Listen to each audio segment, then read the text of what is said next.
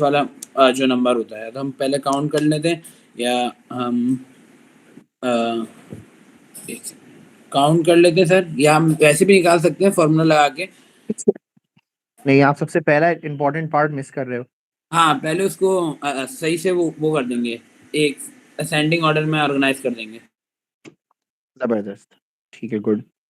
अच्छा, और हम लोगों ने फिर जब हम लोगों को मीन निकालना होता है इन द ग्रुप डेटा, तो हम कौन सा फॉर्मूला यूज करते हैं? फॉर्मूला क्या है? Sir sum of trials divided by number of trials. नहीं बेटा, ग्रुप डेटा की बात कर रहा हूँ। ग्रुप की बात कर रहे हैं सर। So जी बेटा। sum of all data values by total number of values. नहीं बेटा, वो भी अनग्रुप डेटा ही कहलाएगा। ग्रुप डेटा में क्या होता है? Sir sigma f x divided by sigma F, सही है, मतलब करेक्ट करेक्ट, सही कह रहे हो दोनों, फातिमा एंड जैद, बिल्कुल सही है, गुड। और अच्छा, और बातें कर लेते हैं पहले स्टार्ट करने से पहले। अगर रेंज दी हुई होगी फातिमा, और हमारा डेटा जो है, एक्स डेटा जो है वो रेंज है, और हमें sigma f x upon sigma F निकालना है, तो वो जो एक्स होगा, हम किस चीज को एक्स कंसिडर करेंगे इसमें? क्योंकि हमारे पास तो क्लासेस हैं। दोबारा समझाऊं? मैं कहना ही चाह रहा हूँ कि अगर हमारे पास टेबल के अंदर जो हमारा डेटा होता है, एक तो फ्रीक्वेंसी होती है और एक कोई भी रैंडम डेटा होता है, सच एज मास या हाइट एक्स वाई जेड, तो अगर उसमें रेंजेस दी हुई हों, जैसे 10 से 20 है, 20 से 30 है, जिसको हम लोग क्लासेस भी कहते हैं, हम लोग क्लासेस भी कहते हैं, क्लास विड्थ भी कहते हैं, upper limit and lower limit भी कहते हैं, तो अगर हमारे पास ऐसा आ जाएगा तो हमें मीन निकालना है, तो हम मीन का एस्टिमेट लेंगे। बट क्योंकि हमें फॉर्मूले में यूज करना होता है सिग्मा एफ एक्स, तो एफ तो हमारी फ्रीक्वेंसी होती है, एक्स क्या होगा फिर इसके अंदर?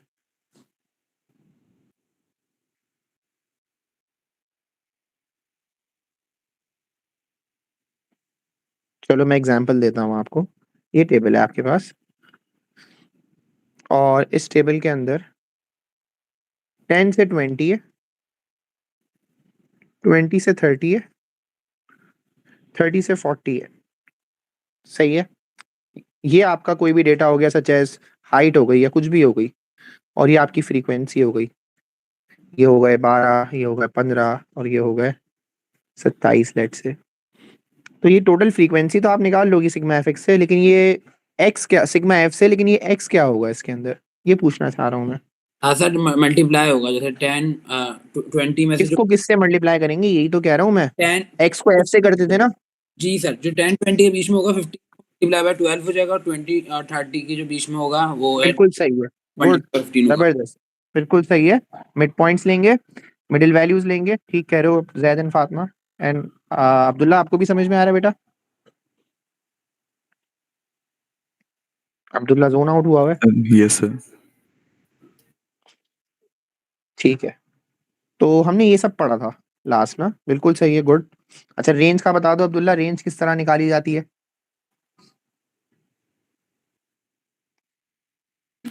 Um, just largest to smallest value. सही है, उसका डिफरेंस होता है, गुड, बिल्कुल सही है। मोड क्या होता है?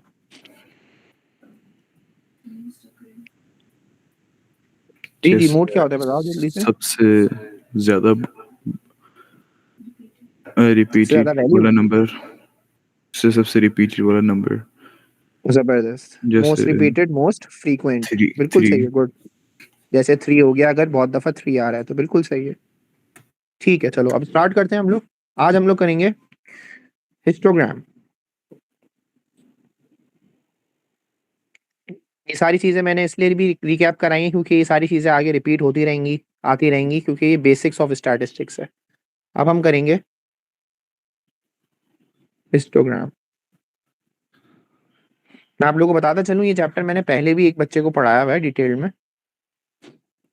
और उसके भी मैं इंशाल्लाह आप लोगों को नोट्स शेयर कर लूंगा। उसके अंदर अच्छी तरीके से मैंने एक एक चीज को डिफाइन किया हुआ है, तो आप लोगों को और भी प्रॉब्लम हो रही हो, क्योंकि ये चैप्टर देखो आसान बहुत है लेकिन लेंदी चैप्टर है। तो लेकिन इसकी राइट। इसकी अगर अगर हम लोग इसकी प्रैक्टिस अच्छी खासी कर लेते हैं, तो ये कभी भी आपको तंग नहीं करेगा ये चैप्टर, और जब भी पेपर में आएगा तो आपको ये मार्क्स गेनिंग ही लगेगा हमेशा। तो ये सारी चीजें हैं। अभी देखो जैसे आगे हिस्टोग्राम आ रहा है, मैं चाह रहा हूँ यहाँ से जो है वो इसकी एग्जाम्पल उठा लूँ।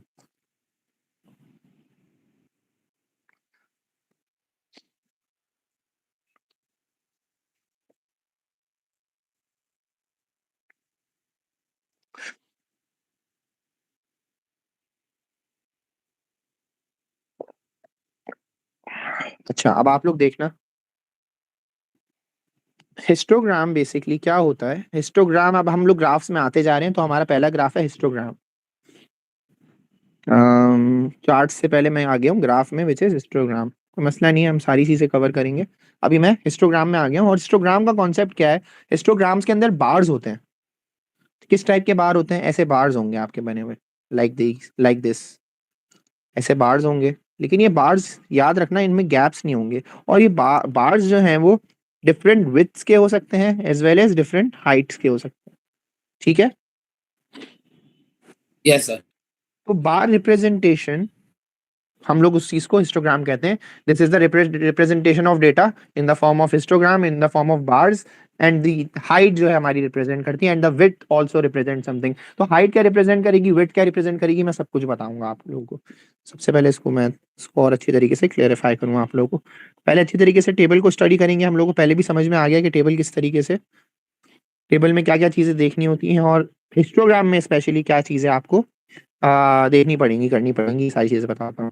फर्स्ट ऑफ ऑल, जो हमारे पास टेबल है, टेबल ये बता रहा है कि 50 to 60 kg की एक क्लास है, एक लिमिट्स हैं, और 60 to 70 की लिमिट्स हैं।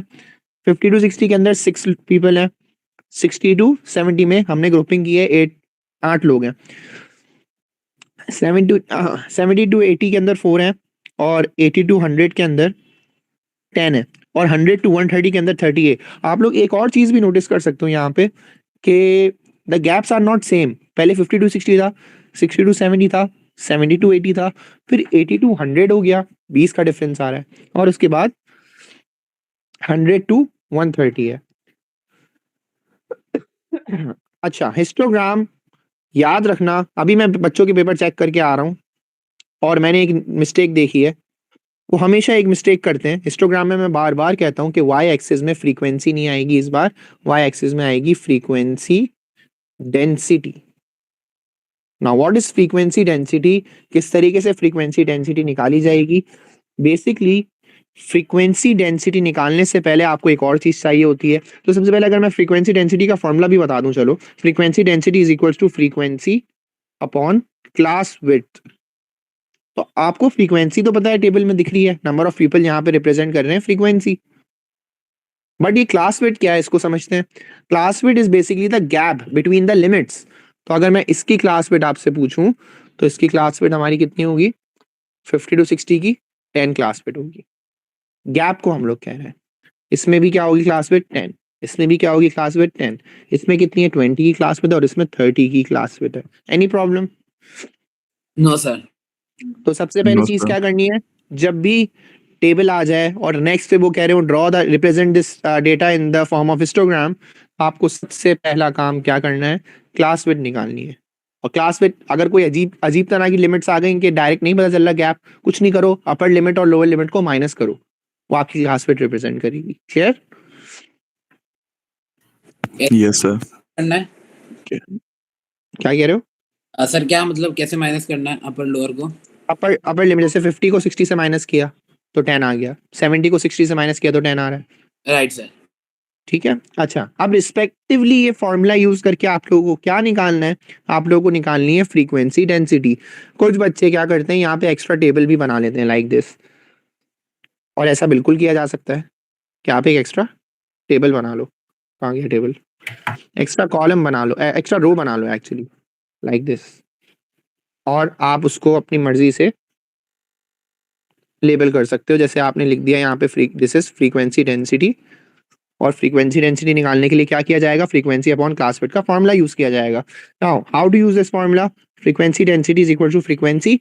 अब 50 to 60 के मास के लोग थे, उनकी फ्रीक्वेंसी क्या थी, 6 थी, क्लास विड्थ कितनी है, 10 है, तो ये हो गया 6/10 विच इज 0.6। आपने यहाँ लिख दिया 0.6।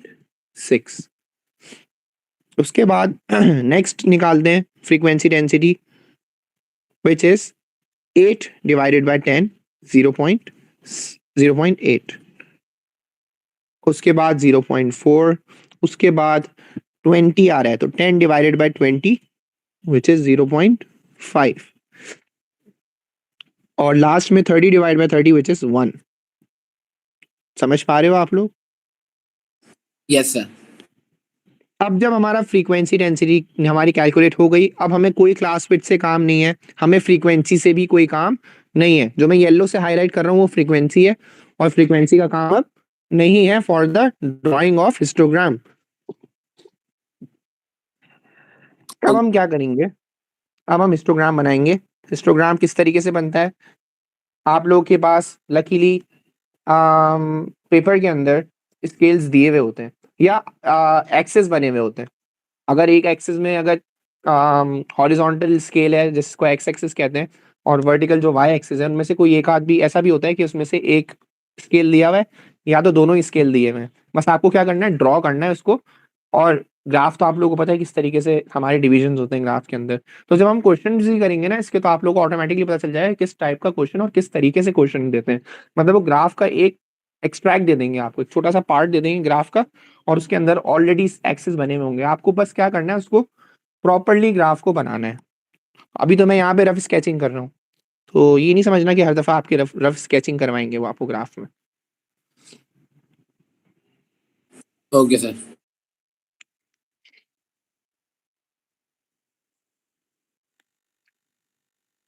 ये एक्सेस बनी हुई होंगी इस तरह पेपर में भी और एक्सेस भी लेबल्ड होंगी। यहाँ पे आएगा मास और यहाँ पे आएगा फ्रीक्वेंसी डेंसिटी। अगर एक्सेस लेबल नहीं करके दे रहे ये लोग तो आप लोग को एक्सेस भी लेबल करनी पड़ेगी। मतलब आप लोग को सारी चीजें प्रॉपर रखनी है जैसी मैं आप लोगों को बता रहा हूँ। एक और चीज बड़ी इंपॉर्टेंट है, वो ये है कि हमारा डेटा जो है वो 0 से स्टार्ट नहीं हो रहा है, हमारा डेटा डायरेक्ट स्टार्ट हो रहा है 50 से। क्योंकि जाहिर है ऑफ कोर्स हम 0 से देख ही नहीं सकते हैं, हमारा क्लास फिर बहुत बड़ी हो जाएगी। मतलब अगर हम 0 से लेके 50 तक पहुंचे पहले और उसके अंदर लेट से एक बच्चा आता है ऐसा है जिसका 45 kg है, लेकिन इतनी बड़ी क्लास का हम क्या करें, तो हम डायरेक्ट वहां से स्टार्ट कर रहे हैं ग्राफ जहां से रेलिवेंट डेटा है। ऑफ कोर्स किसी ना किसी का 50 से तो स्टार्ट हो रहा है ना, हमने सर्वे किया, हमने कुछ बच्चों को कलेक्ट किया या कुछ पीपल को कलेक्ट किया बेसिकली, तो हो सकता है ऑन एवरेज 50 के बाद से ही उनका वेट होगा ना। तो मैंने क्या लिमिट स्टार्ट की, स्टार्टिंग फ्रॉम 50। लेट से कोई एक आध बच्चा है, 2-3 बच्चे और होते जो 40 से स्टार्ट, मतलब 46 47 उनका वेट होता, तो फिर मैं रेंज कहाँ से स्टार्ट करता अपनी 40 से। ये बात भी समझ में आई?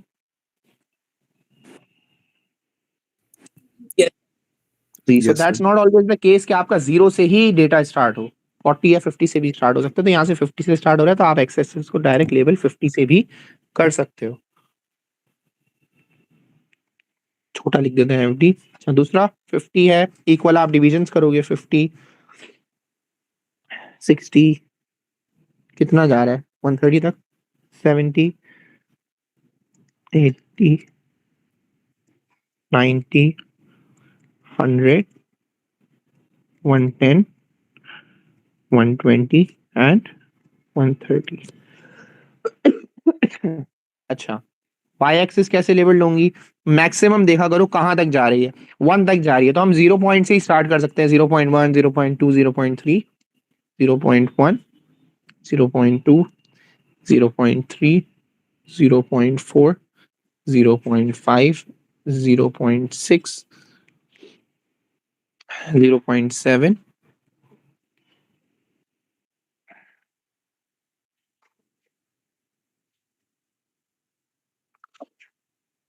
0.8 0.9 और 1.0। अब इसको बनाते हैं तो हम देखें 50 टू 60 का एक बार बनेगा और उसकी फ्रीक्वेंसी डेंसिटी 0.6 होगी, तो ये कुछ इस तरह का बनेगा।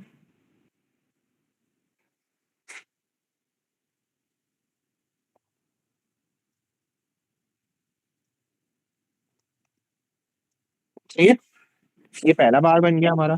जी जी बेटा, सर। जी जी पूछो क्या पूछ रहे हो? पेपर 1 पेपर 2 दोनों में आ सकता है। पेपर 2 के अंदर अक्सर पेपर 1 में अगर आ गया तो बहुत सिंपल सी वैल्यूज होंगी, क्लास फिट भी बहुत सिंपल होंगी, जैसे मेरी सिंपल है 10 10 10 है, 20 एंड 30 है। अक्सर अजीब सी भी से आ जाती है डेसिमल्स में, तो यूजुअली पेपर 2 के अंदर करते हैं ये लोग, या इसी को लिंक कर रहे होते हैं विद द अदर वर्किंग्स जिसमें कैलकुलेटर नेसेसरी हो जाता है, तो फिर वो थोड़ा सा उसको और ट्रिकियर करने के लिए आपको P2 के अंदर भी देते हैं। Okay sir. ठीक है, उसके बाद 0.8 तक की बनेगी फ्रॉम 60 टू 70।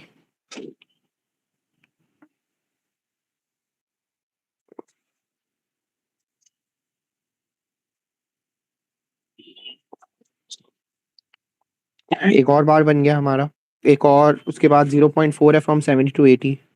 0.4 70 टू 80, थोड़ा सा टाइम लगेगा इसमें।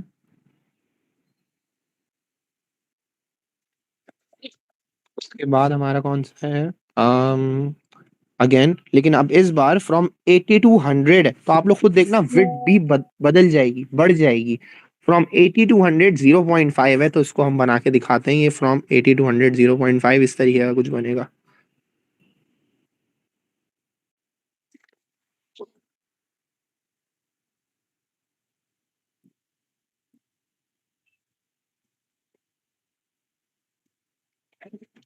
आप लोग देख सकते हो कि दूसरे वालों से इसकी विड्थ ज्यादा है, और लास्ट वाला तो और उसकी ज्यादा विड्थ होगी। तो ये बेसिकली हमें ग्राफ से ही पता चल गया कि किस किस की किस किस की क्लास विड्थ ज्यादा है, किस किस की अपर लिमिट और लोअर लिमिट की गैप ज्यादा है। तो ये भी आप लोग देख सकते हो। लास्ट में हमारा क्या आ रहा है, 1 आ रहा है, और ये सबसे, यू कैन से सबसे मोटा बार यही होगा।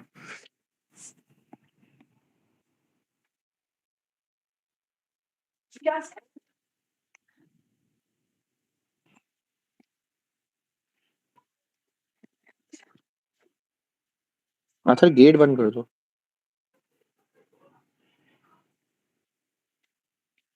समझ में आया आप लोगों को? Yes, sir. जी सर। जी, अब कुछ बच्चे इसको हाईलाइट भी करना चाहते हैं, कहते हैं सर हम हाईलाइट कर दें, ग्राफ नजर नहीं आएगा, तो ये इट्स अप टू यू। वो फिर भी स्कैन हो जाता है, डोंट वरी। तो ये बिल्कुल प्रॉपर्ली इस तरीके से बनेगा। अब आप लोगों को समझाने वाला क्या कॉन्सेप्ट है, वो ये है कि ग्राफ से क्या पता चलता है, इस हिस्टोग्राम में क्या ऐसी खास बात है जो हमें पता चल रही हो। तो हम ये समझा सकते हैं इसके अंदर कि फर्स्ट ऑफ ऑल हम लोग जो बार्स हैं, बार्स की जो विड्थ है उससे बता सकते हैं कि कितनी डेंस है। क्या हम लोग ने कितनी रेंज ली है, कि एक सर्टेन पीपल कितनी बड़ी उस रेंज के अंदर आ रहे हैं। लेट से लास्ट वाली आप लोग देख सकते हो कि फ्रॉम 100 टू 30, तो हम लोगों ने बहुत बड़ा गैप ले लिया ऑफ द मास। मतलब 100 केजी और 130 केजी में मैंने अच्छे खासे लोग डाल दिए, 30 पीपल डाल दिए, मोटे लोग पकड़े थे मैंने। तो ये 30 पीपल रिप्रेजेंट क्या कर रहे हैं कि ये लोग एक बड़ी क्लास विड्थ के अंदर है। ऑल्सो ये हम डायरेक्ट फ्रीक्वेंसी से क्यों नहीं बना लेते, हम फ्रीक्वेंसी डेंसिटी क्यों यूज कर रहे हैं, ये भी क्वेश्चन आता है। तो फ्रीक्वेंसी डेंसिटी इसलिए यूज की जा रही है फॉर द फेयर वैल्यू। क्या मतलब हुआ कि आपका अकॉर्डिंग टू क्लास विड्थ या अकॉर्डिंग टू द गैप कितने लोग आ रहे हैं।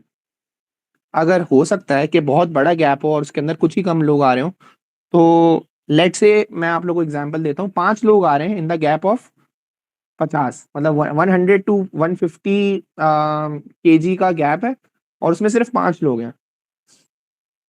और एक रेंज है फ्रॉम 90 टू 100, उसमें भी 5 लोग हैं। अब फ्रॉम 90 टू 100 में भी 5 है, इसमें भी 5 है। फ्रॉम 100 टू 150, और से सुनना मेरी बात। तो अगर मैं इनके बार्स बनाऊं और फ्रीक्वेंसी डेंसिटी को कंसिडर ना ही करूं, तो इन दोनों के बार्स तो सेम हाइट पे बनेंगे, दोनों के 5 की हाइट पे बनेंगे, if I am only considering the frequency. तो प्रॉब्लम क्या हो जाएगी, इनको कंपेयर ही नहीं किया जाएगा। हमें पता ही नहीं चलेगा कि हम लोगों ने, हम कैसे कह सकते हैं कि ये फेयर वैल्यू है या फेयर कंपैरिजन है कि 90 टू 100 में भी 5 लोग हैं, और 100 से 150 के मास के अंदर भी जो है वो 5 लोग ही हैं। तो एक और रिप्रेजेंटेशन आती है कि अकॉर्डिंग टू क्लास विड्थ इनको निकालो, तो तभी फ्रीक्वेंसी डेंसिटी का कॉन्सेप्ट है कि अकॉर्डिंग टू द पॉपुलेशन, या according to the, sorry not according to the population, according to the gap, हमारा बार किस तरीके का बनेगा। आहिस्ता आहिस्ता ये चीज समझ में आ जाएगी आप लोगों को। अभी बताओ, इतना समझ में आया? Yes sir. Yes, जी sir. अब्दुल्ला।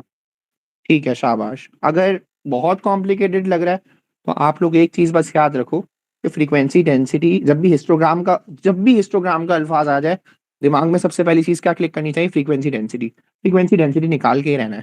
फ्रीक्वेंसी डेंसिटी निकल जाएगी, काम आसान हो जाएगा, ग्राफ आराम से बन जाएगा।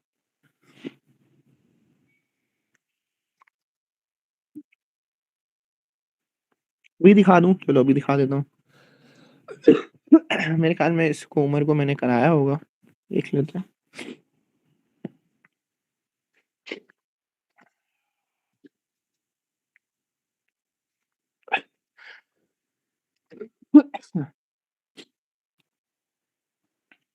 ये देखो, ये रहा।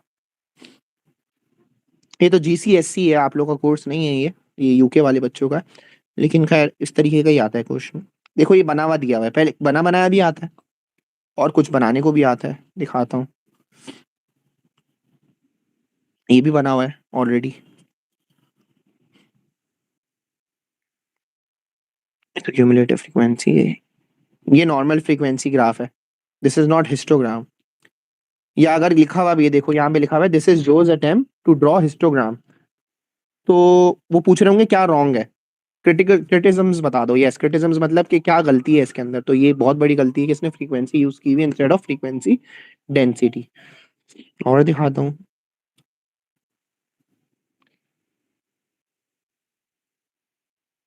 ये रहा फ्रीक्वेंसी डेंसिटी का।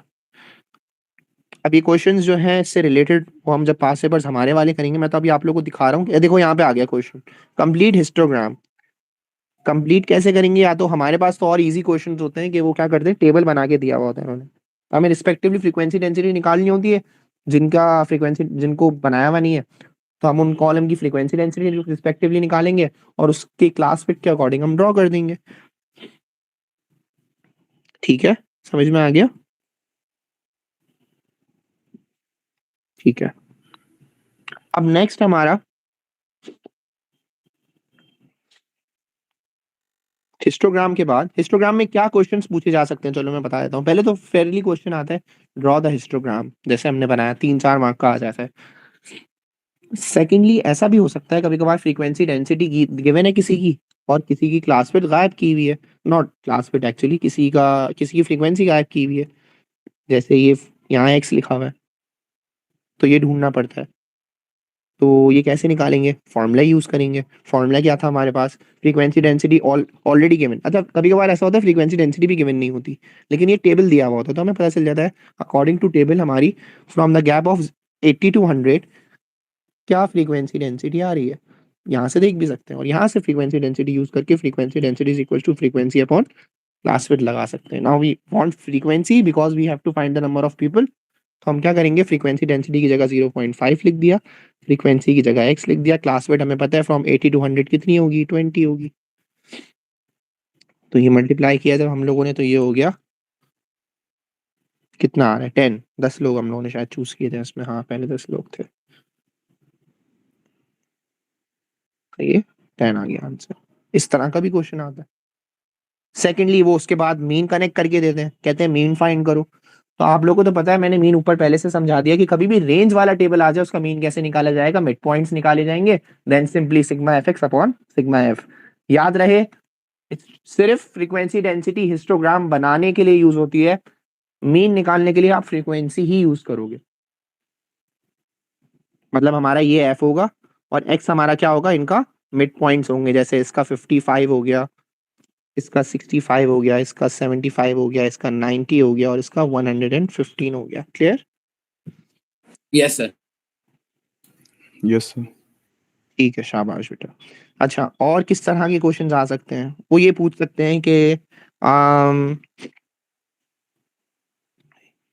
कितने ऐसे लोग हैं जिनका estimate the number of people who are above 90 kg। Estimate the number of people who are above 90 kg। 90 kg से ज्यादा। अब प्रॉब्लम पता है क्या आ जाएगी यहाँ पे? बोलते सर आप अगर हमसे सिंपली पूछते कि 80 kg से ज्यादा कितने लोग हैं, तो हम लोग क्या करते, यहाँ पे क्या आंसर था, यहाँ पे अच्छा ये तो 0.5 था और ये 10 था। अगर मैं आप लोगों से सिंपली पूछता कि 80 kg से ज्यादा कितने लोग हैं, तो आप लोग 40 ऐड करके बता देते लाइक दिस। यहाँ पे 40 लिखा हुआ है, मतलब यहाँ 10 है और यहाँ का 30, मैं आप लोगों से पूछ रहा हूँ 80 kg से ज्यादा वाले बता दो कितने, आप लोग क्या बोलोगे? 40 है, ऐसा ही है? Yes sir. But if I ask you के 90 kg से ज्यादा वाले कितने लोग हैं, एस्टिमेट करके बताओ, फिर क्या करोगे? Any idea? 35 सर। बिल्कुल सही है, शाबाश, जबरदस्त। तो हम लोग एस्टिमेट लगा रहे हैं, इसका मतलब ये नहीं, आप देखो ये एक तरीके से अनफेयर भी हो गया। क्यों यार? हो सकता है कि 85 से या सॉरी 90 से कम वाले 7 लोग हों और 90 से 100 तक के लोग सिर्फ 3 लोग हों, तभी ये 10 हो रहे हो मिलके। हो सकता है ना ऐसा? But because they have use the word estimate, तो हम लोग अंदाजन क्या करेंगे, ऐसा कंसिडर करेंगे कि 80 टू 90 में 5 लोग हैं और 90 टू 100 के अंदर 5 लोग हैं, तो टोटल ऑल टुगेदर 10 लोग हैं यहाँ पे इस रेंज के अंदर। समझ में आया किसी को? जी सर, तो हम उसकी हाफ ले लेंगे और जो दूसरा वाला है उसके मतलब पूरा काउंट करके बता देंगे। बिल्कुल सही कह रहे हो बेटा। इसी तरीके से अगर मैं आप लोगों से पूछ लूं कि बताओ 75 से ज्यादा, तो आप लोग बोलोगे सर टोटल जो है वो 42 है। एस्टिमेट क्या है? 42 ऑफ द पीपल है। लेट से मैं आप लोगों से पूछ लूं कि परसेंटेज बताओ 75 kg से ज्यादा वाले लोगों की, तो आप लोग क्या करोगे? एक यहाँ पे अंदाजा लगाओगे कि यार 75 से ज्यादा वाले हो सकता है हमारे पास, मतलब अगर 75 से ज्यादा बोला जा रहा है तो ये तो 70 टू 80 में 4 लोग आ रहे हैं। So because of the estimation आप लोग ये कंसिडर करोगे कि 70 टू 75 में 2 लोग हैं एंड 75 टू 80 के अंदर 2 लोग हैं। तो यहाँ से 2 लोग आ गए, यहाँ से 2 लोग आ गए, यहाँ से 10 लोग आ गए, यहाँ से 30 लोग आ गए, तो टोटल कितने हो गए? 42। आप टोटल कितने थे? जितने भी थे, मैंने तो कैलकुलेट भी नहीं किया, चलो कर लेते हैं। कितने हैं टोटल हमारे पास? 44 एंड देन 44 और 80, 44 एंड 8 एंड 6, 58 लोग हैं टोटल ना। 58 लोगों में से 42 लोग जो हैं वो 75 से ज्यादा हैं, तो हम ऐसे परसेंटेज भी निकाल सकते हैं 42 अपॉन 58 मल्टीप्लाइड बाय 100। सबको समझ में आ रहा है? नहीं जोन आउट हो गए हो या नहीं समझ में आ रहा है तो मैं समझा दूंगा, डोंट ये वरी। क्या है, अगर वो परसेंटेज पूछेंगे तो हमें परसेंटेज बताना है, अगर वो लोग पूछेंगे तो हमें लोग बताना है। Right sir? एग्जैक्टली, बिल्कुल। जी Abdullah and Fatima.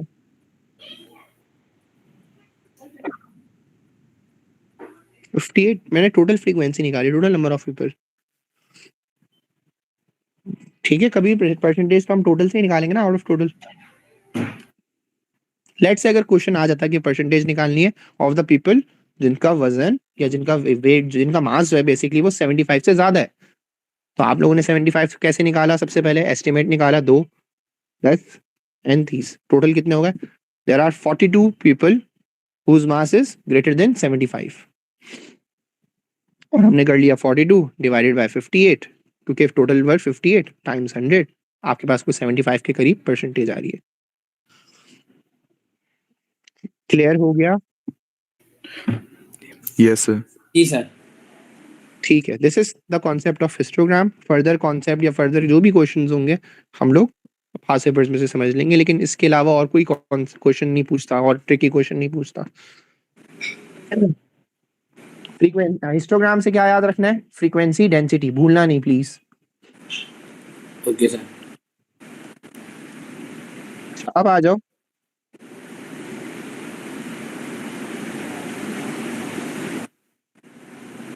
Cumulative frequency के अंदर क्युमुलेटिव फ्रीक्वेंसी क्या है? अब नाम से थोड़ा सा समझाऊंगा। आप लोगों ने नाम ऐसे क्युमुलेट से याद रखना है, एक्यूमुलेट, जमा हुई हुई, सही है?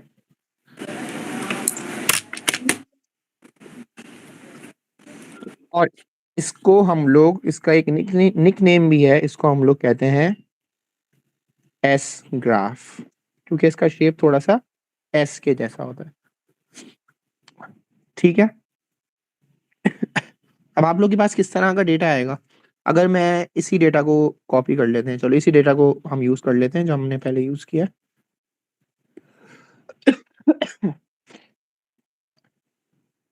इसी से हमारा हिस्टोग्राम भी बन सकता है, इसी से हमारा फ्रीक्वेंसी क्यूमुलेटिव फ्रीक्वेंसी बन सकती है। एक और चीज याद रहे कि इन दोनों डेटा के लिए हम लोग को क्या चाहिए होता है, हम लोग को रेंजेस वाला टेबल चाहिए होता है, सारे टेबल से नहीं बनेगा।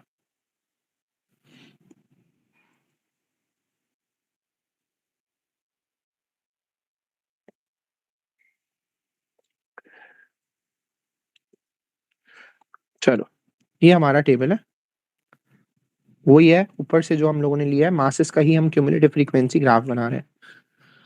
अब कैसे बनता है ये समझना जरूरी है। सबसे पहले जिस तरह फ्रीक्वेंसी डेंसिटी का आप लोग अलग कॉलम बना रहे थे या फ्रीक्वेंसी डेंसिटी को अलग से निकाल रहे थे, इसी तरीके से आप लोग अलग से क्या करोगे, क्यूमुलेटिव फ्रीक्वेंसी भी निकाल सकते हो। याद रहे क्यूमुलेटिव फ्रीक्वेंसी जो है, जमा हुई भी फ्रीक्वेंसी को कहते हैं, ऐड हुई भी फ्रीक्वेंसी कहते हैं। टू ऐड मैंने लिखा भी है यहाँ पे। तो फ्रीक्वेंसीज को प्रीवियस फ्रीक्वेंसी से ऐड करते रहेंगे। जैसे जो 6 है तो 6 ही लिखेंगे, यहाँ पे नेक्स्ट 8 है तो प्रीवियस क्या थी, 6 थी, तो 6 + 8 करेंगे विच इज 14। देन अगली है, नेक्स्ट है 4 को हम प्रीवियस जो हमारा आंसर आया था उससे ऐड करेंगे तो यहाँ पे आएगा 18 and then 28 and then 58। Also note that अगर हमारा टोटल लास्ट का जो आंसर आ रहा है वो टोटल नंबर ऑफ पीपल का आ रहा है, जैसे टोटल नंबर ऑफ पीपल हम लोगों ने कितने कहे हैं, टोटल नंबर ऑफ पीपल 58 थे, मैंने पिछले क्वेश्चन से निकाला है, हिस्टोग्राम के वक्त हम लोग कर रहे थे ऐड, तो टोटल 58 लोग थे। तो अगर हम लोगों ने क्यूमुलेटिव फ्रीक्वेंसी में ऐड करते रहे और एंड में आंसर हमारा 58 आया, इसका मतलब हम लोगों ने सही एडिशन की है। अदर देन दैट किसी का क्वेश्चन क्या डेटा से और अपने एडिशन से आंसर कम मैच नहीं हो रहा होगा, तो हो सकता है उसमें बीच में कहीं एडिशन में मिस्टेक की हो। ठीक है,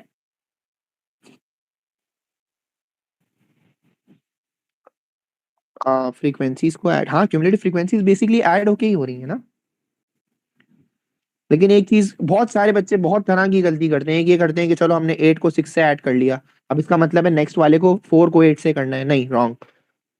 आप अपने आंसर्स को ऐड करते रहोगे, जैसे क्रॉस में एडिंग करो, क्रॉस में एडिशन करो। फॉर एग्जाम्पल हमारे पास यहाँ पे 6 है तो नेक्स्ट इसके साथ ऐड करो, 14 को 4 के साथ ऐड करो, 18 को 10 के साथ और 28 को 30 के साथ, तो आपका नेक्स्ट आंसर्स मिलते रहेंगे। ओके ठीक सर। है, जी सर। एक और चीज, अक्सर टेबल में हमारे पास फ्रीक्वेंसी नहीं, फ्रीक्वेंसी डेंसिटी गिवन होती है एंड दे आस्क अस कि बताओ फ्रीक्वेंसी क्या है, और वो P2 में पूछा जाता है ज्यादातर, और वो मुश्किल भी होता है, मुश्किल भी लगता है कि यार फ्रीक्वेंसी तो निकालनी चलो आती है क्यूमुलेटिव फ्रीक्वेंसी, लेकिन उल्टा काम कैसे करें। तो किसी के पास आइडिया है कि हम लोग रिवर्स प्रोसेस कैसे कर सकते हैं?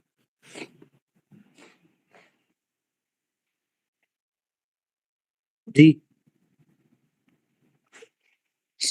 हम्म,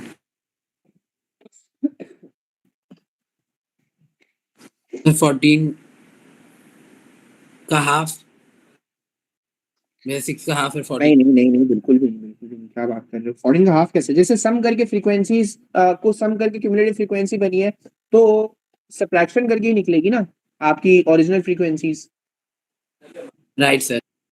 लेकिन किसको किससे करें, कैसे निकलेगी, अगर फॉर एग्जांपल आपको यहाँ की निकालनी है तो आप इसके प्रीवियस वाले से इसको सब्ट्रैक्ट करो, जैसे कि 6 को आपने सब्ट्रैक्ट किया किससे, 0 से, पहले वाला तो कुछ भी नहीं था, कुछ भी फ्रीक्वेंसी नहीं थी, तो 6 - 0 किया तो 6 ही आया, और पहले वाली की तो वैसे भी 6 है। सेकेंडली आप 14 और 6 को माइनस करोगे, 14 और 6 को माइनस किया कितना आ रहा है, 8, मतलब कंसेक्यूटिव आपकी जो वैल्यूज है उनको माइनस करना पड़ेगा, कंसेक्यूटिव क्यूमुलेटिव फ्रीक्वेंसीज है। अब आपको 18 ये वाली की निकालनी है, यहाँ पे लिखा हुआ है 18, तो आप पिछले वाले से माइनस करोगे विच इज 14, यहाँ आ गया 4, फिर यहाँ पे लिखा हुआ है 28 और यहाँ पे लिखा हुआ है 18, आप पिछले वाले से माइनस करो, यहाँ पे आ गया 10, देन यहाँ पे लिखा हुआ है 58 और यहाँ पे लिखा हुआ है 28, आपने माइनस किया 30 आ रहा है, तो आपने अपनी ओरिजिनल फ्रीक्वेंसी भी निकाल सकते हो अगर क्यूमुलेटिव फ्रीक्वेंसी गिवन है तो। Okay sir. समझ में आ गया? जी सर। Yes, sir.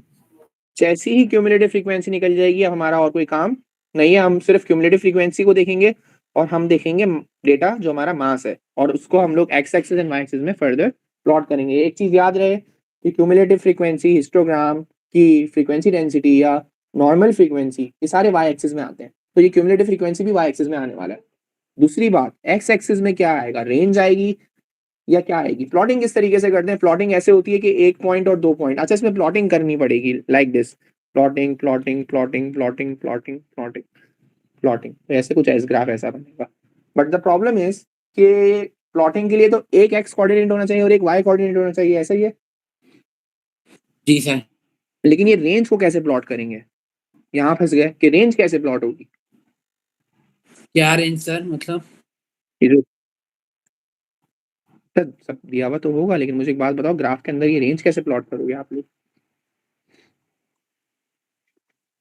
मैं बताता हूँ मैं क्या कहना चाह रहा हूँ, मीडियन शायद लेके वापस से। मैं समझा नहीं पा रहा हूँ आप लोगों को। एक मिनट रुको रुको रुको रुको, देखो मैं आप लोगों को सिंपल सा पहले x axis and y axis बना के दिखाता हूँ।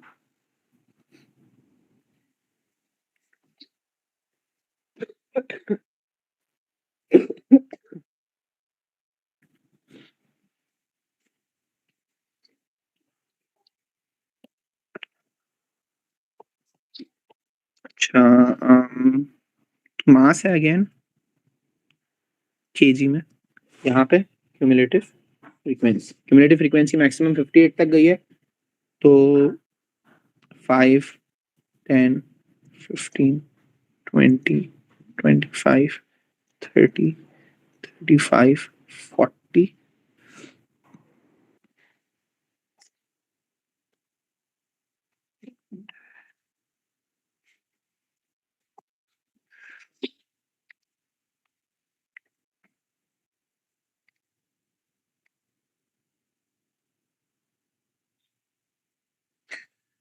45 50 55 एंड 60, ये हमारा यहाँ पूरा हो गया। सेकेंडली मास में हम लोग इसको लेबल करेंगे स्टार्टिंग फ्रॉम 50 to 130, ओके 50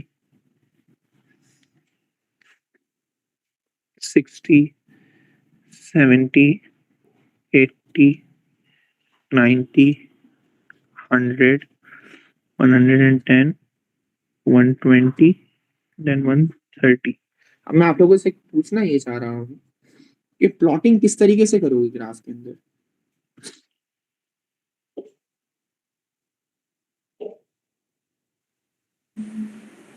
कौन सी क्या लेके,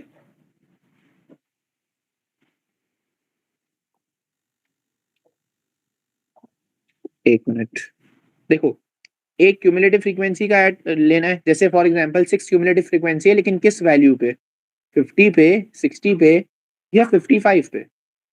सर 55 पे। नहीं, हमेशा याद रखना अपर लिमिट में, अपर लिमिट्स कौन कौन सी है हमारी, यही चीज मैं आप लोगों को समझा रहा हूँ कि अपर लिमिट्स लेनी पड़ेंगी अब आप लोगों को सारी, ठीक है। इसका क्या मतलब हुआ कि क्यूमुलेटिव फ्रीक्वेंसी अगर 6 है तो वो किस पे 60 पे, क्यूमुलेटिव फ्रीक्वेंसी अगर 14 पे तो किस पे 70 पे, और 80 पे 18 है, 100 पे 28 है एंड 130 पे 58 है। अब समझ में आया मैं कहना क्या चाह रहा हूँ। जी सर समझ। अपर लिमिट्स क्यों लेंगे, अच्छा सवाल है। देखो अगर मैं ग्राफ बना रहा हूँ फॉर एग्जांपल, मैंने आप लोगों को भी क्या कहा 60 पे 6 है ना, ठीक है 60 पे 6 है, पहले मैं आपको ये करके दिखा दूं एक दफा, स्टार्टिंग फ्रॉम दिस पॉइंट 60 पे 6 है, ऐसे ग्राफ बनेगा ना लाइक दिस। तो ये जो मैंने लाइन बनाई है, ये बेसिकली रिप्रेजेंट कर रही है किस, from 50 to 60 maximum cumulative frequency कहाँ तक जा रही है, 6 तक जा रही है। तो जब 6 तक क्यूमुलेटिव फ्रीक्वेंसी है, इसका मतलब ये है कि हो सकता है इस रेंज के अंदर फ्रॉम 50 to 60 किसी का मास 52 हो, किसी का मास 53 हो, किसी का मास 54 हो। तो टोटल 6 मैंने वहां तक दिखा दिया कि हो सकता है इन 6 लोगों के अंदर किसी का मास यहाँ पे हो, किसी का मास यहाँ पे हो, किसी का मास यहाँ पे हो।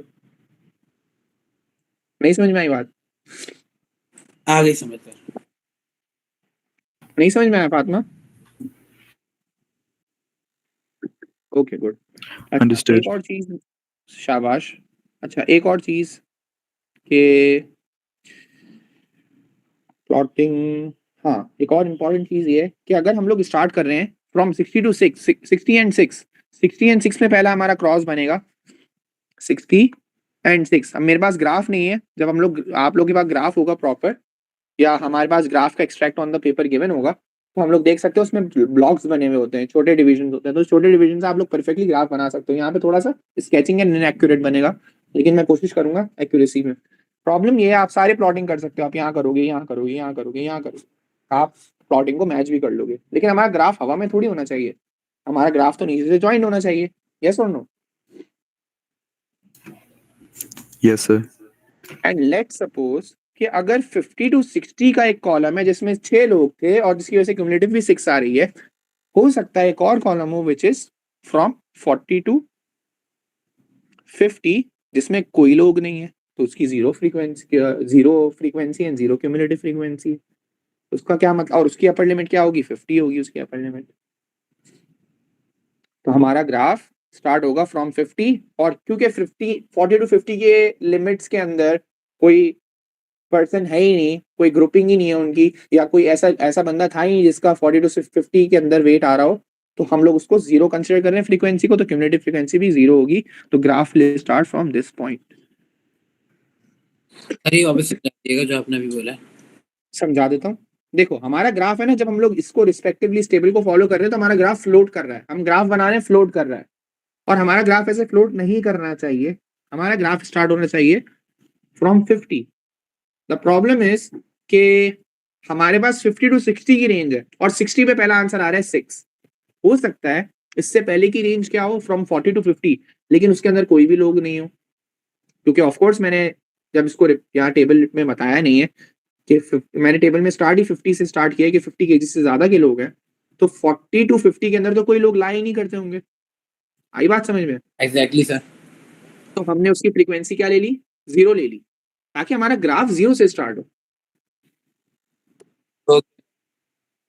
ऐसे ही करेंगे बेटा हमेशा, हमेशा। कभी कभार कोई ग्राफ आ जाएगा वो डायरेक्टली फ्रॉम 10 से स्टार्ट हो रहा है, और फ्रॉम जीरो से स्टार्ट हो रहा है, फ्रॉम 0 to 10, 10 to 20, 20 to 30। उसमें भी आप लोग एक चीज नोट करना कि अपर लिमिट पहली क्या है? 10 है, तो 10 पे पहला क्यूमुलेटिव फ्रीक्वेंसी आ रही होगी, लेकिन द प्रॉब्लम इज हम लोग अगर ग्राफ फिर अगेन फ्लोट करेगा तो हम जीरो पे जीरो लेंगे। समझ में आया? जी सर।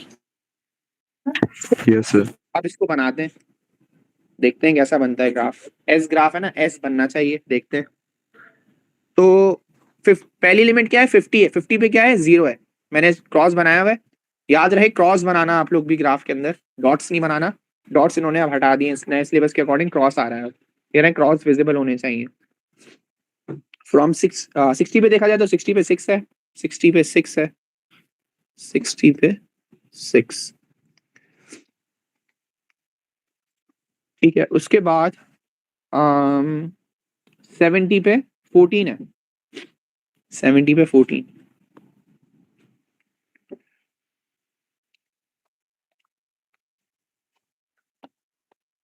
फिर उसके बाद 80 पे 18 है,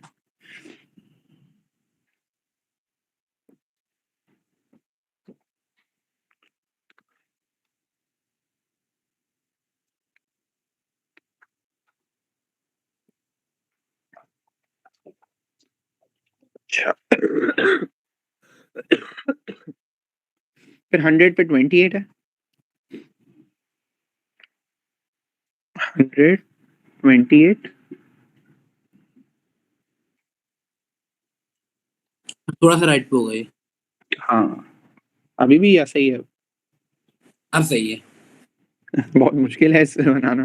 अच्छा 130 पे 58 है, 130, एंड मैंने वैल्यूज भी बहुत बहुत खराब ली क्योंकि मैंने, मेरा क्वेश्चन है ये, वरना इसकी वैल्यू बहुत अच्छी होती है कि आपका प्रॉपर एस ग्राफ बन रहा होता है। अच्छा 130 पे 58 है,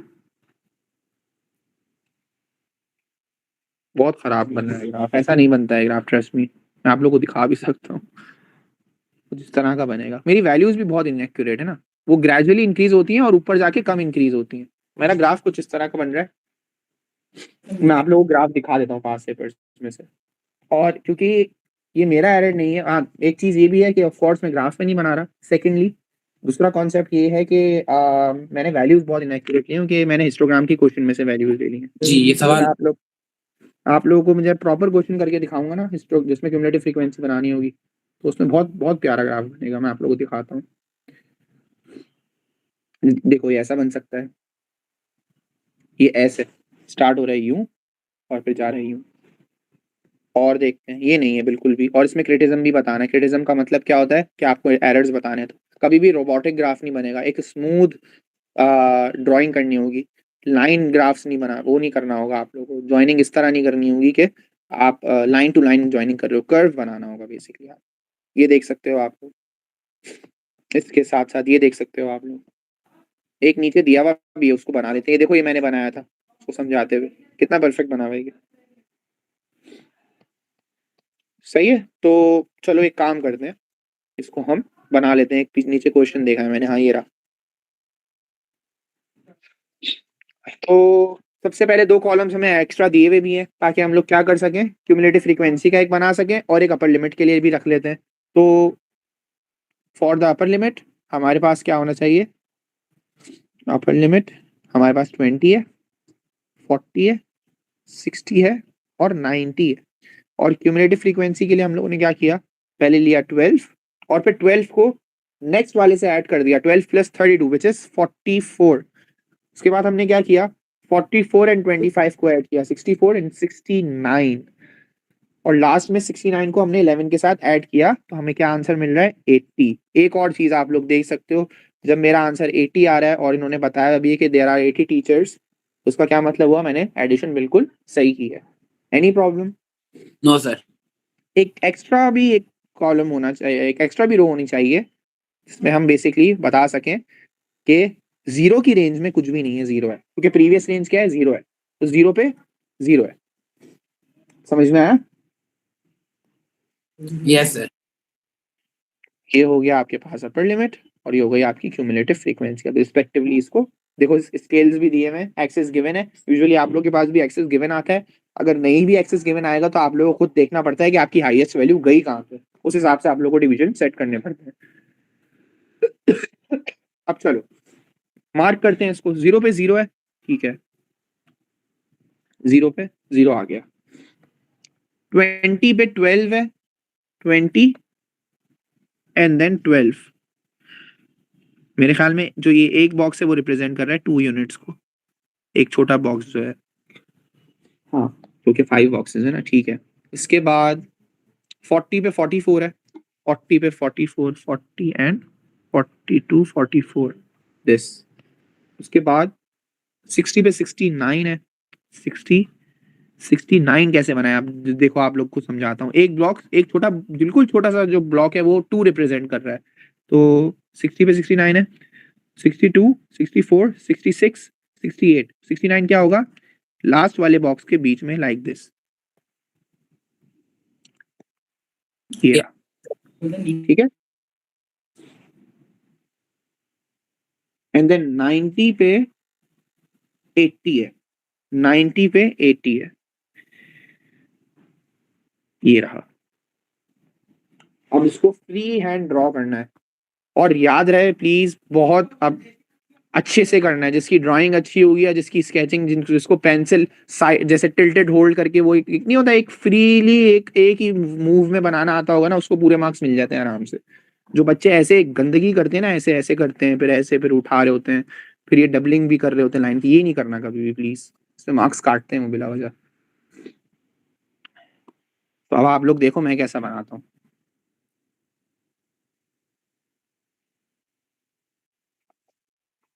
ऐसा कुछ बना लेना। देखो अब स्क्रीन पे जब इतना अच्छा बन सकता है तो आप लोगों से भी इतना अच्छा बन सकता है ना।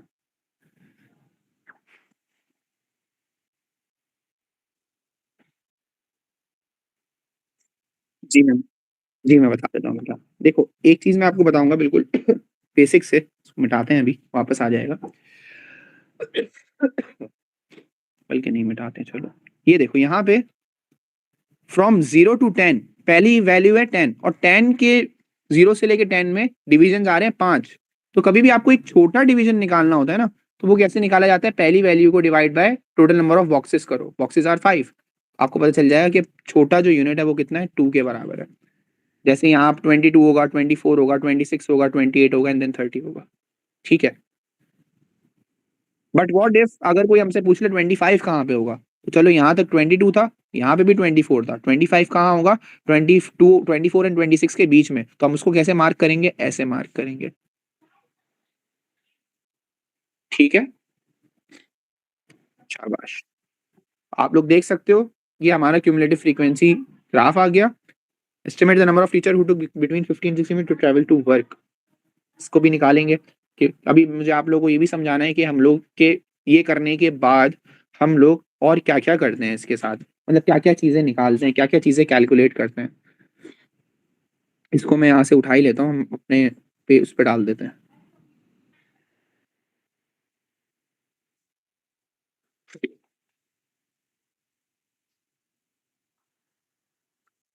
चला गया होगा,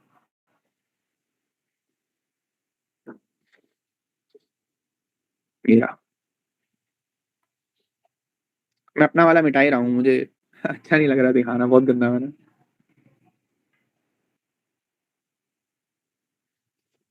लिख देता हूँ यहाँ पे कि क्या क्या चीजें थी।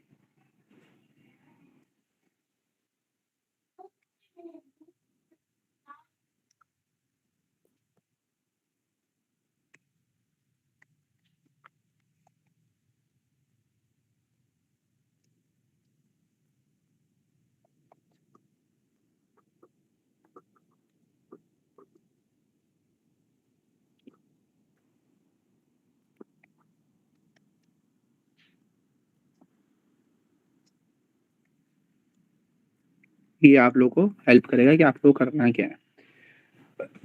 अब निकाला क्या क्या जाता है ये मैं बता दूं। इसके बाद फर्दर ड्रॉ के बाद क्या किया जाता है, आप लोग के पास सबसे पहले आ जाएगा क्वार्टाइल्स। क्वार्ट का मतलब पता है आप लोगों को? Quart No. सुना है फोर। कभी? Quart, four, yes yes four. जैसे क्वाड बाइक भी होती है ना, फोर व्हीलर, तो क्वाड का मतलब या quadrilateral four sided figure. Quartiles का मतलब होता है 1/4। फर्स्ट क्वार्टाइल का मतलब होगा 1/4, सेकंड क्वार्टाइल का मतलब होगा 2/4, थर्ड क्वार्टाइल का मतलब होगा 3/4। सही है।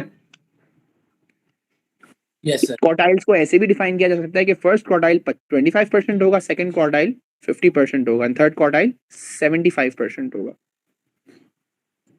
ऐसे भी एक्सप्लेन किया जा सकता है कि 25 वाले सबसे क्वार्टाइल को हम कहते हैं लोअर क्वार्टाइल और इसको कहते हैं अपर क्वार्टाइल। क्वार्टाइल समझ में आया? जी सर। ठीक है, तो क्वार्टाइल सबसे पहले ये होते हैं, तो आपसे कैलकुलेट करवाता है वो क्वार्टाइल्स, और एक फॉर्मूला होता है इंटर क्वार्टाइल रेंज। उसका फॉर्मूला होता है इंटर क्वार्टाइल रेंज।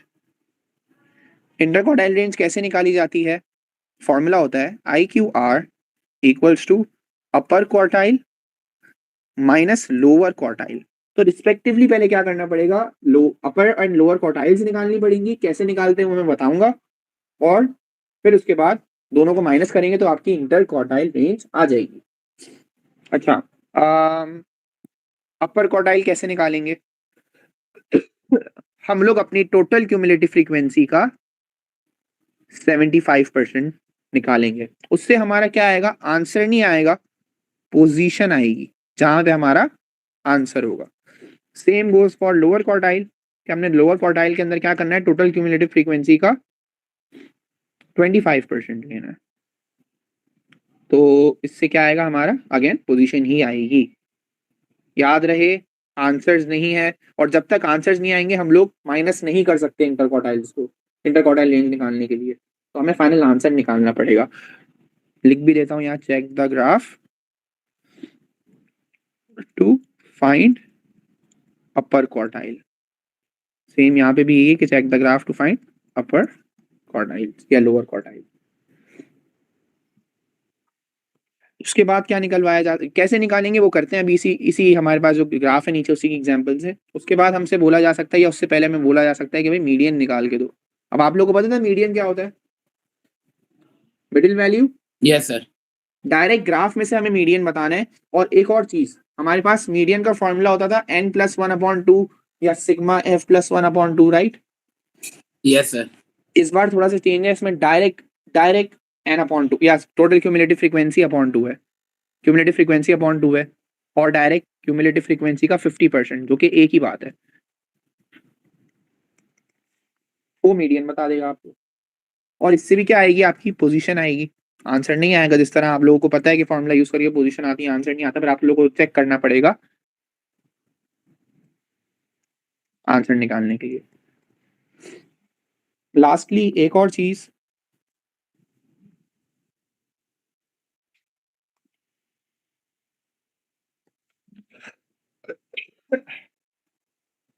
जो बिल्कुल फाइनल है वो ये है परसेंटाइल।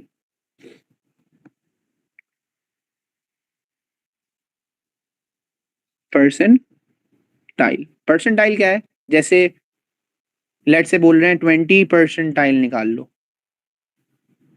20 परसेंटाइल का मतलब ये होगा कि टोटल क्यूमुलेटिव फ्रीक्वेंसी का 20% निकालना है, और फिर क्या करना है, वही अगेन पोजीशन आएगी और आंसर आएगा। पोजीशन और आंसर कैसे आएगा अब इसी में बात करेंगे। यहाँ तक मुझे बताओ, आप लोगों को पता चल गया करना क्या क्या है क्यूमुलेटिव फ्रीक्वेंसी ग्राफ के साथ?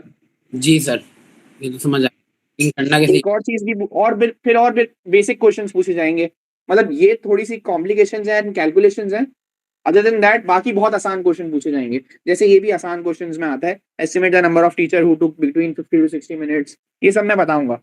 बट सबसे पहले इस ग्राफ के रिस्पेक्टिवली क्वार्टाइल्स निकालते हैं, इंटर क्वार्टाइल निकालते हैं, मीडियन निकालते हैं एंड परसेंटाइल निकालते हैं। तो सबसे पहले आओ मीडियन निकालते हैं इसका।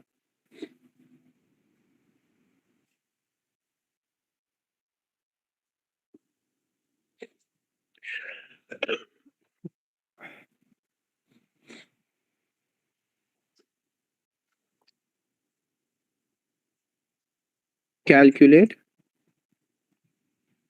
मीडियन। अब मीडियन का फॉर्मूला क्या है? Cumulative frequency upon 2।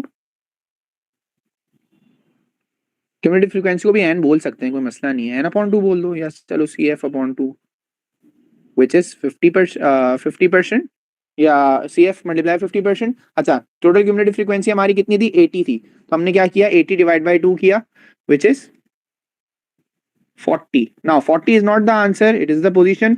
मतलब हमारा 40th वैल्यू पे आंसर होगा। अब ये 40th वैल्यू आपको यहाँ से देखनी होगी क्यूमुलेटिव फ्रीक्वेंसी से, कि आपने 80 को हाफ किया, आप यहाँ पहुंचे 40th पे।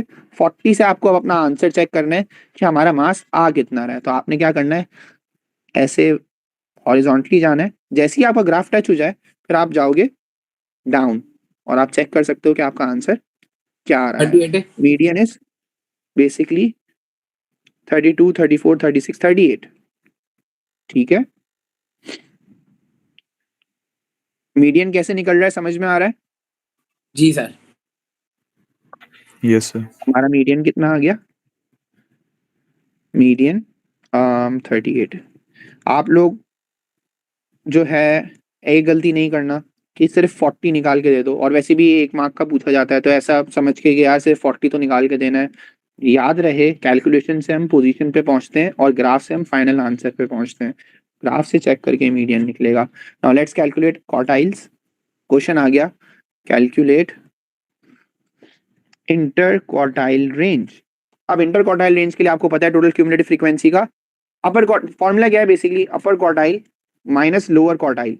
बट क्वार्टाइल्स तो पता होने चाहिए, तो इंडिविजुअली अलग से क्वार्टाइल्स निकालेंगे पहले। तो let focus on upper quartile first. Upper quartile कैसे निकलेगा अभी बताया मैंने, टोटल क्यूमुलेटिव फ्रीक्वेंसी का 75%। या इस फॉर्मूले को ऐसे भी देखा जा सकता है कि टोटल क्यूमुलेटिव फ्रीक्वेंसी को मल्टीप्लाई बाय 3/4 करो।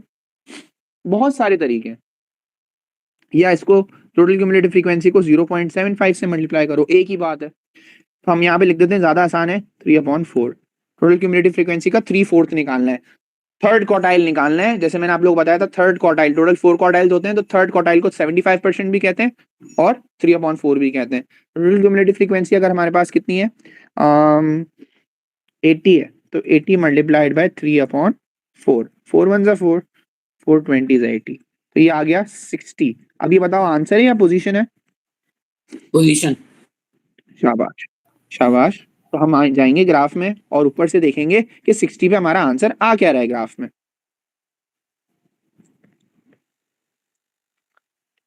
देखो मिडिल पे, बीच में, अगर हम जाहिर है ओरिजिनल पेपर में जूम इन का तो नहीं 51 मिलेगा आप लोगों को चांस। जी बेटा, लेकिन गौर से देख के करना प्लीज। अच्छा, एक और चीज बता दूं, देखो जेड डिफरेंट टाइप ग्राफ बनाएगा, हो सकता है ज्यादा स्मूदर नहीं बना रहा हो या बना रहा हो। अब्दुल्ला का डिफरेंट होगा, फातिमा का डिफरेंट होगा, क्योंकि it depends on human error भी हो सकता है, थोड़ा बहुत एरर वो एक्सेप्ट करते हैं। हो सकता है आपका इंटरक्वार्टाइल रेंज या मेरा भी 51 आ रहा है, जैद का 48 या 49 आ रहा हो, बहुत ज्यादा गैप हो ना, जैसे 30s या 20s में बैठा हुआ, तो फिर तो गलत हो जाएगा ऑफ कोर्स। लेकिन थोड़ा सा आप लोगों को पता है ग्राफ ऊपर नीचे होता ही है सबका, तो 50 हो सकता है किसी का, 52 हो, 53 भी हो सकता है। डिपेंड कर ठीक सकता है, समझ रहे हो मैं क्या कहना चाह रहा हूँ? जी सर। तो यहाँ पे बच्चे पता है क्या करते हैं, मैं बताता हूँ आप लोगों को। मैंने टेस्ट लिया था इस चीज का अपने क्लास में, और वो कुछ बच्चे थे जो छाप रहे थे, और वो बेचारे बिल्कुल सही कर रहे हैं अपने हिसाब से, बट एक था ना कि यार दोस्त का देख लें ये क्या है, उनकी इंटरक्वार्टाइल रेंज बिल्कुल डिफरेंट आ रही थी, वो डर गए कि हमने गलत किया है, वो वहां से छाप ली उसने। और उसने क्या किया, उसका शायद कुछ इस तरह का ही आ रहा था, 38 या 39 आ रहा था उसका ग्राफ से, लेकिन उसने देखा कि यार दोस्त का तो 35 आ रहा है, तो उसने बोला 35 सही होगा, तो उसने अपना क्रॉस करके 35 लिख के इंटरक्वार्टाइल रेंज निकाली। अब मैं चेकिंग कैसे करता हूँ, मैं बच्चे को ग्राफ से देख के चेक करता हूँ कि उसने किस तरह से वैल्यू निकाली, जस्ट लाइक मैं आप लोग को समझा रहा हूँ, बेचारे के मार्क्स चले गए। तो अगर चीटिंग वीटिंग करने का प्रोग्राम हो ना, तो प्लीज ये समझ लेना कि इंटरक्वार्टाइल रेंज है ना, सबकी अपनी अपनी आती है। Right sir. ठीक है, और हाँ एक और चीज, जब आपका ग्राफ वो लोग बना के देंगे ना, मतलब आप नहीं बना रहे, पहले से बना बनाया हुआ है, तो फिर आपकी इंटरक्वार्टाइल, सबकी इंटरक्वार्टाइल रेंज सेम आएंगी, क्योंकि ऑफ कोर्स उनका बनाया हुआ ग्राफ है ना। Make sense? अच्छा जी, तो 68 पे क्या पोजीशन क्या आंसर आ रहा है, 51 आंसर आ रहा है। अब हमारा ये कहलाएगा अपर क्वार्टाइल। अब लोअर क्वार्टाइल कैसे निकलेगा? लोअर क्वार्टाइल निकालने के लिए आप लोग वही क्यूमुलेटिव फ्रीक्वेंसी का 1/4 करोगे इस बार, फर्स्ट क्वार्टाइल ना, तो 1/4 करोगे, तो ये हो गया आपका 80 मल्टीप्लाइड बाय 1/4, और ये आ गया आपके पास 20th पोजीशन। 20th पोजीशन में हमारा आंसर होगा। मुझे अब्दुल्ला बताएगा 20th पोजीशन पे आंसर क्या आ रहा है, और कोई नहीं बताना। दिस इज 20, यहाँ पे हमारा ग्राफ टच हो रहा है, बताओ क्या आंसर आ रहा है अब्दुल्ला?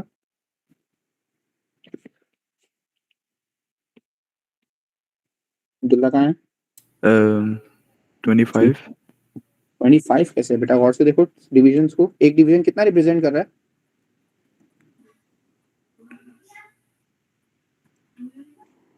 2 units. यस 2 यूनिट्स, तो हमारा यहाँ पे आ रहा है ना, देखो 26. यस गुड 26, शाबाश। तो हमारी वो लोअर क्वार्टाइल भी आ गई, विच इज 26। अब हम लास्ट में क्या कर लेंगे यूज करके आंसर, जब देखो मैं लास्ट में दोनों चीजें निकाल ली ना, उसके बाद माइनस करूंगा। अक्सर बच्चे ये भी कर रहे होते हैं गलती के, इसको और इसको माइनस कर रहे होते हैं। प्लीज ये मिस्टेक्स मैं आप लोगों को इसलिए बता रहा हूँ ताकि आप लोग अवॉइड करो। तो जब तक आंसर नहीं निकाल लो अपर क्वार्टाइल लोअर क्वार्टाइल का, जब तक माइनस नहीं करना। अब इंटर क्वार्टाइल रेंज निकालनी है, अब आप लोग क्या करोगे, रिस्पेक्टिवली 51 और 26 को माइनस करोगे, आंसर आ जाएगा 51। एग्जैक्टली बेटा, बिल्कुल ये एग्जाम्स की ही टर्म्स है। फॉर्मूला डिफर कर सकता है, ये भी हो सकता है, ये भी हो सकता है, लेकिन वो एग्जाम में फॉर्मूला तो देखा भी नहीं जाता है। आप लोग की वर्किंग्स देखी जाती है कि इस बच्चे ने 60th पोजीशन निकाली है, फिर ग्राफ से चेक किया है, आंसर निकाला है, तो ये सारे सारे कॉन्सेप्ट्स। तो ये आपका 25 आपका इंटर क्वार्टाइल रेंज आ रहा है। अच्छा, अभी इंटर क्वार्टाइल रेंज क्या डिफाइन करता है, इंटर क्वार्टाइल रेंज ज्यादा कम होने से क्या पता चलता है? इंटर क्वार्टाइल रेंज अगर बहुत ज्यादा आ रही है, इसका मतलब ये है कि आपका ग्राफ बहुत ज्यादा स्प्रेडेड है, बहुत ज्यादा खिंचा हुआ है। एक चीज समझ में आई? जैसे अगर मैं एक बनाता हूँ ग्राफ इस तरह का, ये आपका एक ग्राफ है और एक ग्राफ है ऐसा, तो इसकी इंटर क्वार्टाइल रेंज बहुत बड़ी आएगी, इसकी इंटर क्वार्टाइल रेंज कम आएगी, क्योंकि ये ग्राफ जो है, दूसरा ग्राफ जो है खिंचा हुआ है, उसकी लिमिट्स यहाँ पे आ रही होंगी मोस्ट लाइकली, उसका गैप इतना होगा। वेयर एज इसका गैप कितना है, लेट से ये क्वार्टाइल्स है, तो इसका गैप गैप कितना है, इतना है, तो इसकी अब इंटर क्वार्टाइल रेंज कम आ रही है, इस ग्राफ की इंटर क्वार्टाइल रेंज कितनी ज्यादा आ रही है आप देख सकते हो। जी सर। तो इंटर क्वार्टाइल रेंज क्या डिफाइन करती है, सॉरी लो, इंटर क्वार्टाइल रेंज अगर कम है तो ग्राफ में इतनी वेरिएशन नहीं है। लेट्स से पोटैटोज की एग्जांपल लेते हैं, मास ऑफ पोटैटोज हैं। अच्छा, अब वो कह रहे हैं इंटर क्वार्टाइल रेंज निकाल ली आप लोगों ने, कैलकुलेट कर ली, अब वो आपसे पूछना चाह रहे हैं कि इंटरक्वार्टाइल रेंज इन पोटैटो के मास का क्या रिप्रेजेंट कर रहा है? तो आप बोल सकते हो कि masses are mostly consistent, they are not varying. Varying का मतलब होता है, वैरी होने का मतलब होता है कि बहुत ज्यादा फर्क है, कि एक 50 ग्राम्स का है तो एक 10 ग्राम का आ गया, ज्यादातर 10 ग्राम के हैं, या फिर कुछ देखा जाए तो 120 ग्राम का भी पड़ा हुआ है। अब आप लोगों ने अक्सर देखा होगा मार्केट्स वगैरह में भी जाके कि वो सेम टाइप की चीजें पड़ी हुई होती हैं, तो आप लोग उससे वेजिटेबल्स या कोई भी चीज खरीद रहे होते हैं, एग्जाम्पल उन्हीं की लेते हैं अगर, तो लेट से अगर मैं बहुत सारे एप्पल्स के अंदर बहुत बड़े बड़े एप्पल्स भी ऐसे मिक्स कर दूं और मैं रेट भी सेम लगाऊं, तो सर दुकान वाले अगर ऐसा करना शुरू हो जाए, वो क्या करते हैं पहले से ना अलग से सेपरेट कर देते हैं, कहते हैं ये क्वालिटी अलग है, छोटे सेब वाली और बड़े एप्पल्स वाली अलग क्वालिटी है। तो क्या हो गया इसके अंदर, बेसिकली अलग अलग उन्होंने क्या कर दिया, डिफाइन कर दिया डेटा को। लेकिन अगर वो मिक्स कर देते हैं तो मैं कह सकता हूँ कि इनके एप्पल्स में वेरिएशंस बहुत हैं, कि बहुत बड़ा मिलेगा, बहुत छोटा सा मिलेगा। समझ में आई बात मैं क्या कहना चाह रहा हूँ? जी सर। तो Yes, sir. Interquartile range basically आपको बताता है कि आपका ग्राफ कितना वेरी कर रहा है या कितना कंसिस्टेंट है। Lower interquartile range more consistent, high interquartile range means more variation.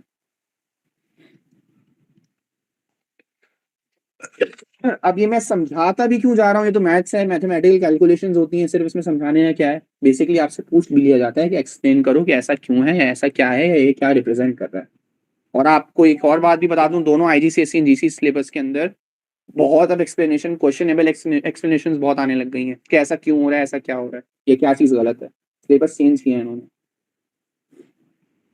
तो यहीं तक रखते हैं, हमारे पास इंटरक्वार्टाइल क्यूमुलेटिव फ्रीक्वेंसी ग्राफ की जो है परसेंटाइल वाला कॉन्सेप्ट रह गया, और ये जो क्वेश्चन था वो रह गया। मीडियन और इंटरक्वार्टाइल रेंज निकालना आ गई है हम लोगों को। इसके अलावा आज हम लोगों ने टोटल क्या पढ़ा है, हिस्टोग्राम। हिस्टोग्राम के क्वेश्चंस किस तरह के आते हैं, क्यूमुलेटिव फ्रीक्वेंसी डेंसिटी क्या होता है, क्लास विड्थ क्या होती है, और क्यूमुलेटिव फ्रीक्वेंसी के अंदर क्यूमुलेटिव फ्रीक्वेंसी निकाली कैसे जाती है, और ग्राफ्स कैसे बनाए जाते हैं। That's it. ये दो मेजर ग्राफ्स हैं ऑफ द स्टैटिस्टिक्स, बाकी सारे छोटे ग्राफ्स हैं। किसी को कोई सवाल? No sir. अच्छा मुझे No, बताओ, sir. होमवर्क की क्या अपडेट है, कहाँ तक पहुंचा है? मुझे फातिमा ने तो सबमिट करा दिया है एक। सर मेरा वो जो प्रिंट्स हैं वही है, उसको मैं एक साथ ही करूँगा जब अलजेब्रा रिवाइज करूँगा। बेटा कब करोगे? सर इस वीकेंड पे। चलो ठीक है। बाप जैद आपका बेटा?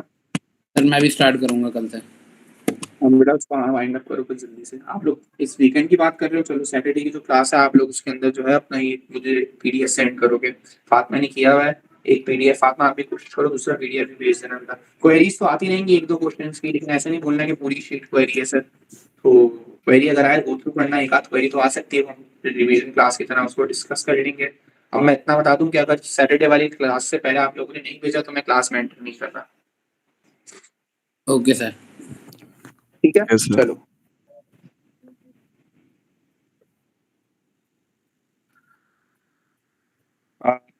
कौन सी प्रैक्टिस बुक? इसके लिए हाँ वो वाली बुक का पीडीएफ जो मैंने भेजा है आपको, इस चैप्टर के लिए कह रहे स्टैटिस्टिक्स के लिए। बहुत कंफ्यूज हो जाओगी। मैं बस ये इसको वाइंड अप करके मैं आपको पॉसिबल क्वेश्चंस भेजूंगा ना, डोंट यू वरी, मेरे पास बहुत सारे क्वेश्चन हैं, लेकिन उसके अंदर है ना बहुत ज्यादा गिच पिच हुआ हुआ है। आप देखना चाहते हो एक गो थ्रू कर लो, तो आपको लग रहा हो अच्छा ये अच्छा लग रहा है।